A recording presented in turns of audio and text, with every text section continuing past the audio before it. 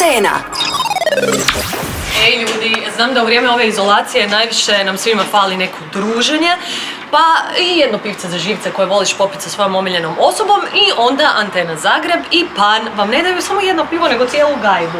Prijavljivali ste se, možete to činiti i dalje na mail gajbe@antenazagreb.hr, šaljete fotke i priče vašeg omiljenog druženja i onda mi vama i vašem prijatelju pred kućna vrata nosimo gajbu piva. Ajmo sad. Mislim, kako je to druženje bez pive? Pa nikako. Ajde.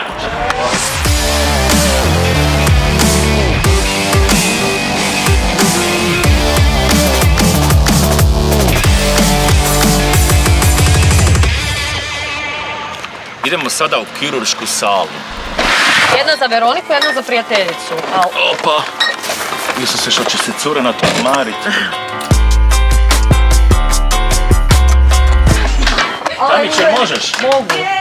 Državat me razveselili, danas mi je rođendan. Ozbiljno! Ročkast ti je! Pa sretno. Pa ćemo otpjevat nešto. Sretan ti rođendan! Čestitke, joj, baš super. Evo, budući da je Veroniki rođendan, ne možemo ne nazdraviti, samo tako otići, pa ćemo se malo zadržati. Živjela nam, Veronika, živjela. Dakle, ovako. Podijelili smo već jednu gajbu Veroniki, nazdravili jer je danas ročkas i sad idemo kod frendice Valentine. Ajmo! Valentina! Valentina! Dobar dan! Pa živjela ti nam! A ti ne moraš, mi smo stavili zbog tebe masku.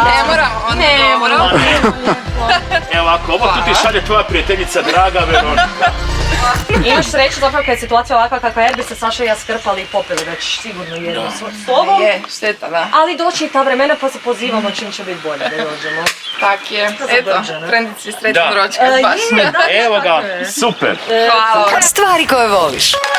Antena.